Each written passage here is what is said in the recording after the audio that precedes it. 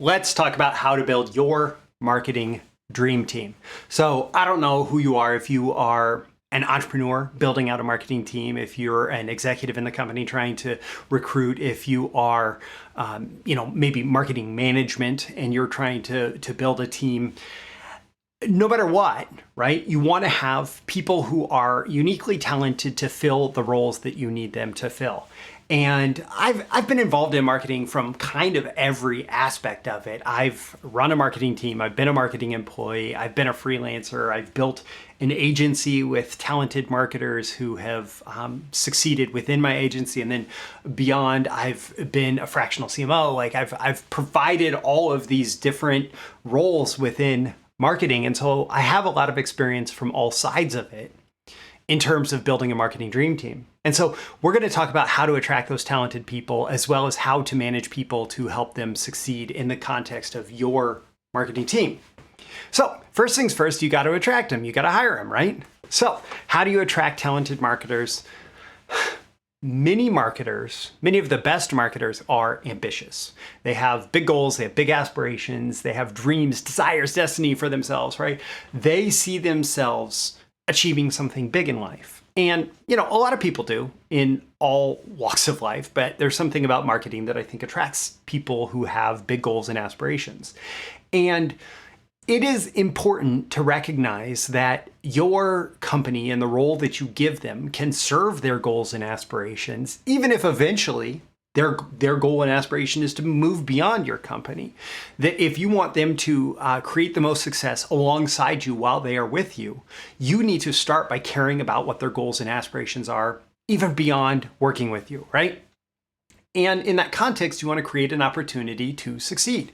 You want to create an opportunity for them to feel successful, to create success stories through working with you. And this applies to both internal and external marketers. I don't want to make the legal distinction between who's an employee and who's a freelancer and whatever. Those roles are very dynamic in today's work world.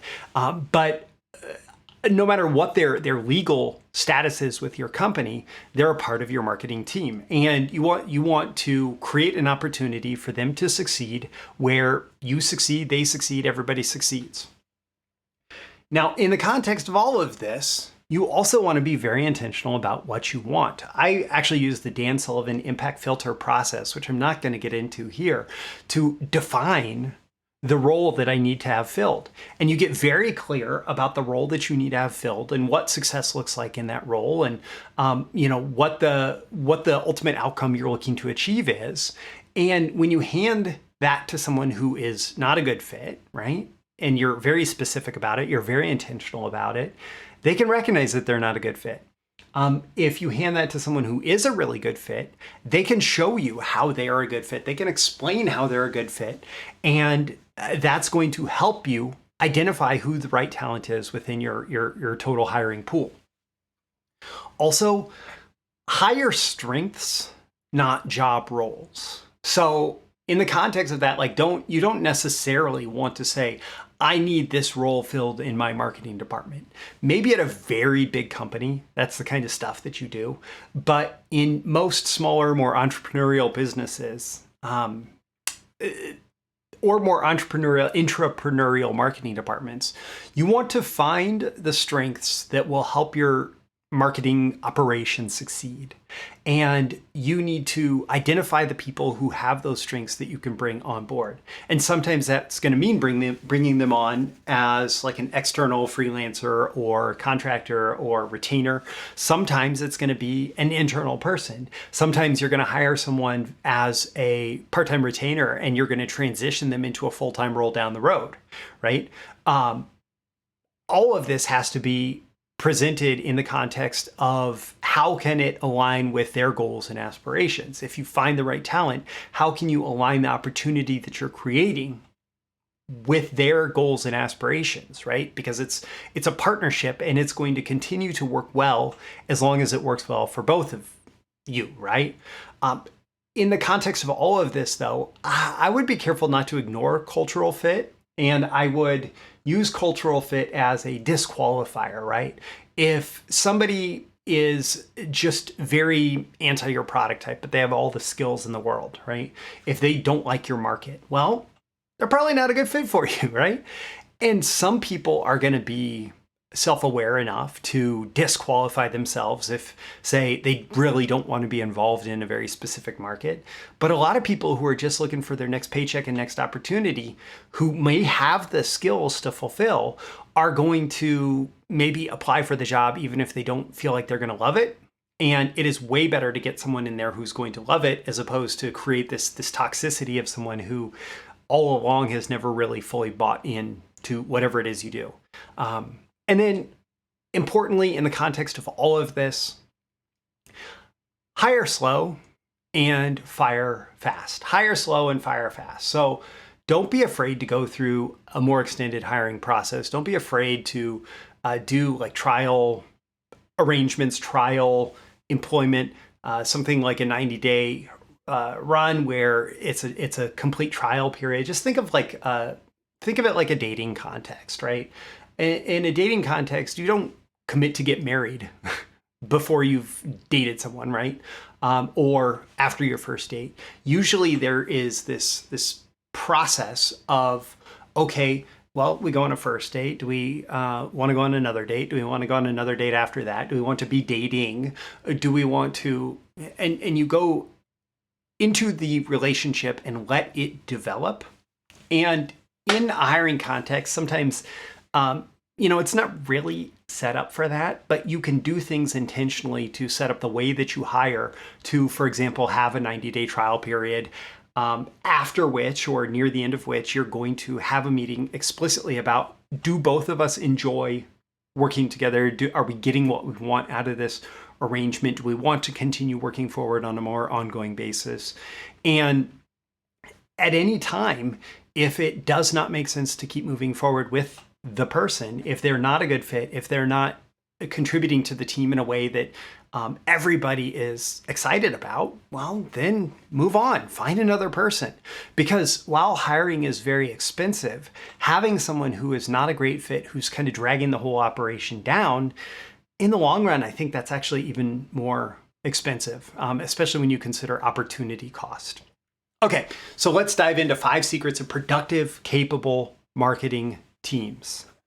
The first thing that you need in order to have a productive and capable marketing team is to have vision. Have a clarity of vision of what marketing is trying to achieve. If you don't know what your marketing is trying to achieve, and your marketing department doesn't know what you want the marketing to achieve, right, you are going to struggle to get the results that you want. And so the more clear you can be about what your vision is for marketing for your company, what success looks like, the more effectively your marketing team will be able to deliver that to you. And in the context of this, of vision, of company strategy, think in terms of solving bigger problems.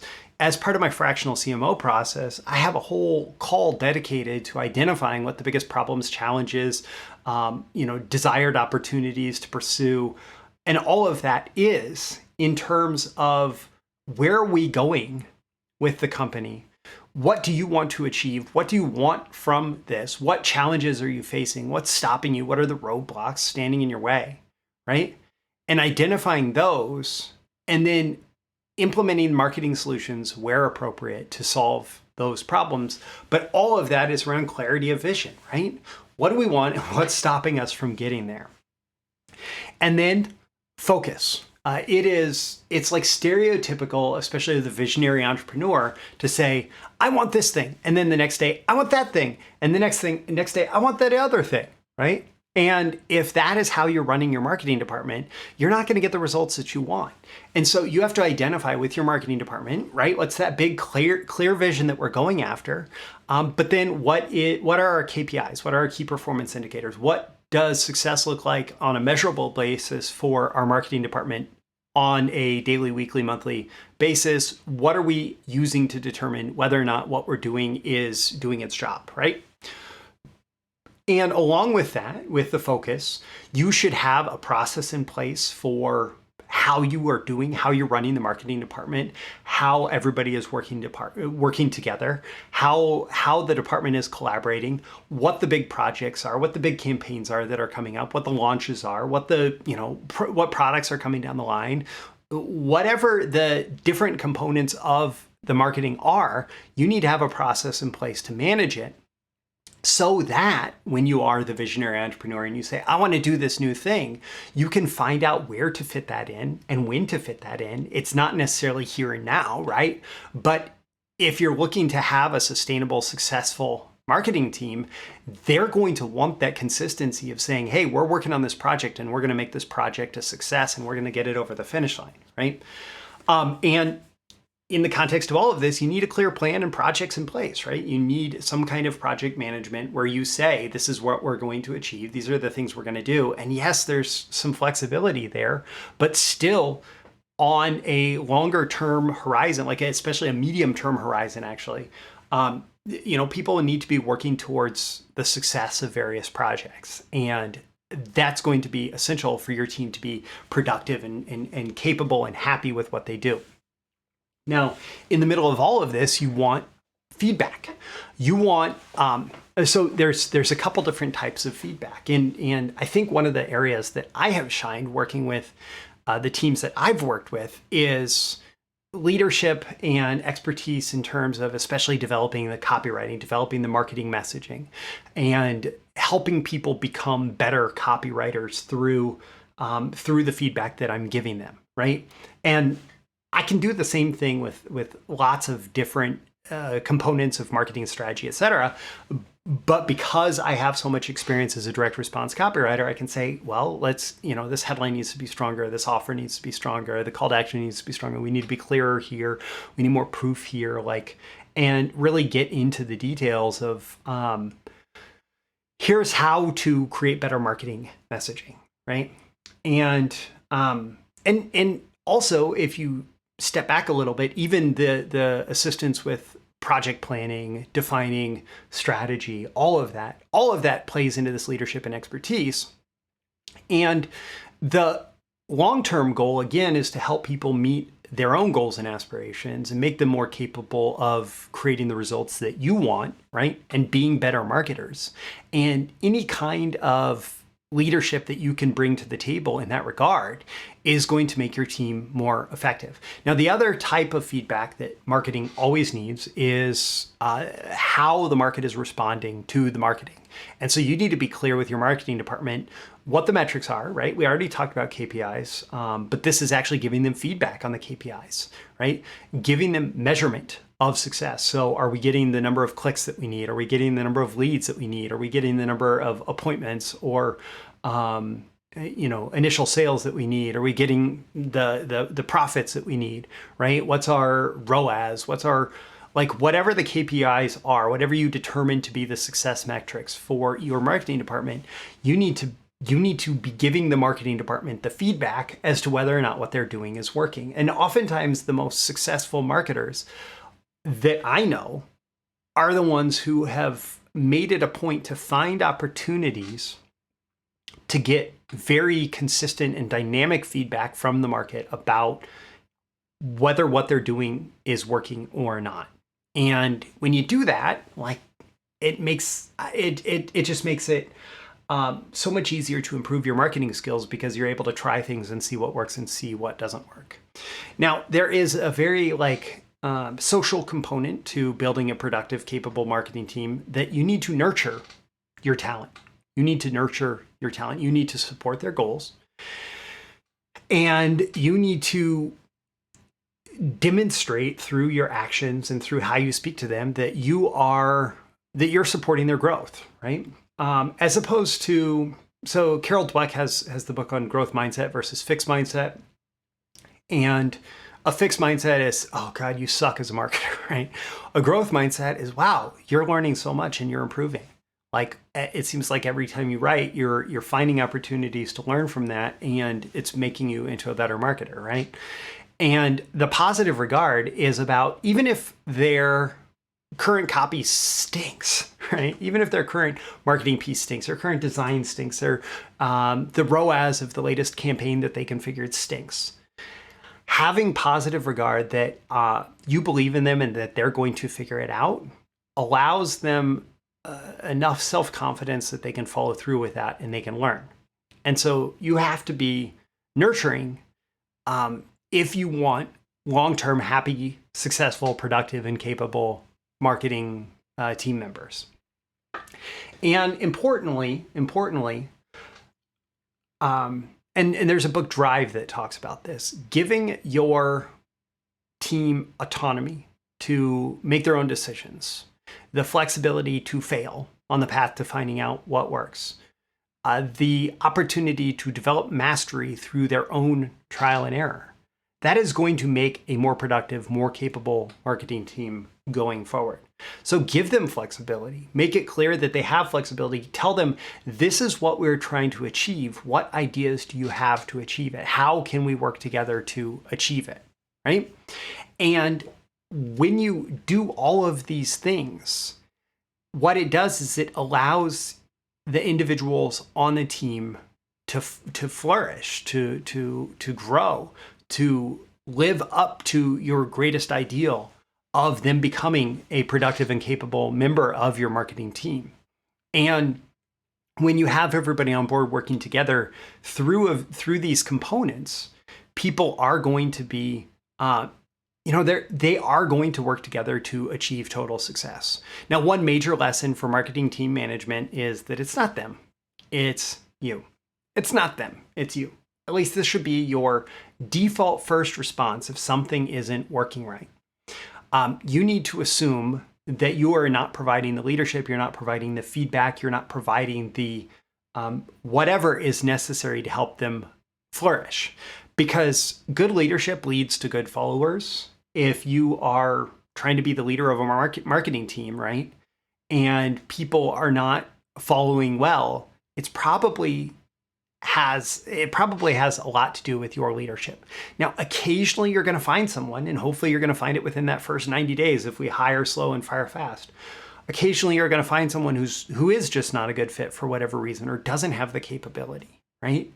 But assuming that you hire them and they make it through that trial period and they show some promise, they are going to succeed as much as you create the context for them to succeed.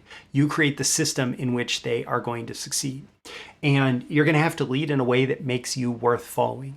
If that is something, if you want your team to follow you to success, you need to lead in a way where they drive the marketing engine towards success. My call to action for you at the end of this episode, if this is something you've thought about, right? How to build your marketing dream team. What lesson, what takeaway do you have from this episode that you can go put to use right away? How can you use what you've learned here? Also, don't forget to like and subscribe so you get more content like this delivered to you. And I will include a link in the description to my Fractional CMO and Copy Chief service for direct response marketers. You can go to the site, you can learn more, you can book an intro call if it's relevant. I'm Roy Furr. This is Breakthrough Marketing Secrets, and I will catch you again in the next episode. I'll see you soon.